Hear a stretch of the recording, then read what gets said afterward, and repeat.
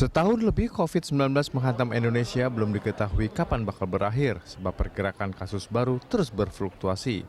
Segala upaya terus dilakukan pemerintah pusat maupun daerah melalui beragam cara, mulai dari program vaksinasi massal, penerapan PPKM Mikro, hingga memperluas larangan mudik lebaran.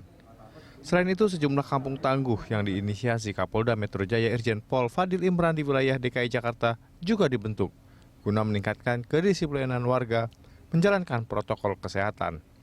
Selain juga melakukan 3T, tracing, testing, dan treatment di setiap RW maupun pemantauan pasien yang melakukan isolasi mandiri. Dalam 2 minggu terakhir ini, kasus corona di Jakarta mengalami kenaikan yang cukup signifikan. Jumlah kasus konfirmasi COVID-19 pada klaster perkantoran juga semakin melesat. Angka ini memang belum setinggi saat awal pandemi 2020, di mana Jakarta pernah mencatat ada 3.194 orang positif corona dari klaster perkantoran pada September 2020. Dari 5 provinsi dengan pertambahan kasus baru tertinggi saat ini, Provinsi DKI Jakarta menduduki peringkat pertama pertambahan kasus baru COVID yang sangat besar, mencapai 907 kasus. Ironisnya, sebagian besar kasus konfirmasi COVID-19 di perkantoran terjadi pada perkantoran yang sudah menerima vaksinasi COVID-19. Data Satgas Penanganan COVID-19 DKI Jakarta melalui akun Instagramnya mencatat di periode 5-11 April 2021 terdeteksi di 78 perkantoran dengan jumlah kasus 157.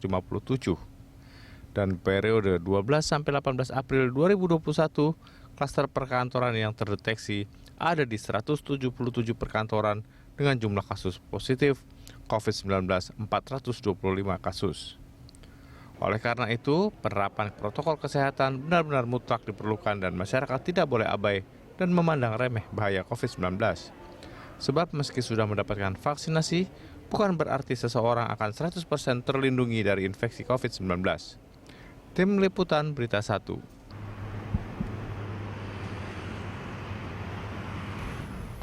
Pemirsa, klaster perkantoran melonjak lagi. Itulah topik Morning Talk kita pagi ini. Dan untuk membahasnya, kita telah terhubung dengan Ketua Bidang Perubahan Perilaku Satgas COVID-19, Sony Hari Harmadi. Selamat pagi Pak Sony, terima kasih sudah bergabung bersama kami. Pak Sony, ini data dari Satgas COVID-19 dan juga Pemprov DKI Jakarta, terjadi peningkatan kasus positif COVID-19 di Jakarta, dan paling banyak juga ini terjadi peningkatan di klaster perkantoran. Ini kenapa bisa terjadi, Pak? Oke, Ya baik, terima kasih Mbak Anggita. Jadi memang dalam seminggu terakhir ini terjadi lonjakan ya. Ada klaster perkantoran di mana hampir 3 kali lipat kenaikannya dalam seminggu ini. Jadi kalau periode 12 sampai 18 April itu ada 425 kasus, sebelumnya seminggu sebelumnya 177 kasus. Memang kita melihat yang pertama ini ada penurunan kedisiplinan, Mbak. Baik. Jadi untuk DKI Jakarta sebelumnya itu kita melihat misalkan kepatuhan memakai maskernya di angka 91% dong pada sekitar awal April 2021. Tetapi per kemarin itu data kepatuhan memakai maskernya sudah di bawah 80%, sekitar 76%. Jadi turun dari 91% menjadi 76%. Menjaga jaraknya juga turun, ya, dari sekitar 89%, sekarang bahkan di angka 73%. Jadi kalau kita lihat ada penurunan kepatuhan, ini juga berdampak terhadap peningkatan. Nah, di sisi lain terjadi peningkatan mobilitas di perkantoran. Nah, peningkatan mobilitas di perkantoran artinya orang yang WFO ya sekarang lebih banyak, dan itu berdampak terhadap munculnya kasus di perkantoran.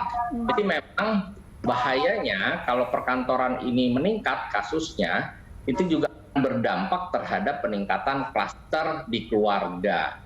Jadi kami sudah mengamati memang terjadi peningkatan mobilitas di perkantoran, yang berarti jumlah orang yang masuk kerja sekarang di kantor itu meningkat secara drastis. Bahkan peningkatannya ini serupa dengan kondisi di akhir tahun lalu. Jadi ini menjadi sebuah peringatan bagi kita semua, Mbak Anggita.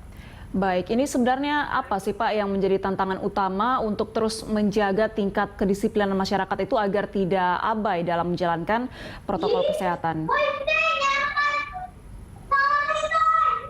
Ya, yang pertama adalah adanya ini Mbak, yang Mbak ini kan karyawan sudah cukup banyak yang menjalani program vaksinasi. Nah, dampaknya dengan mereka mengabaikan protokol kesehatan karena mereka merasa bahwa sudah divaksin menjadi lebih aman, dan karena lebih aman maka mereka cenderung lebih longgar di dalam melaksanakan. Ini yang kelihatannya muncul.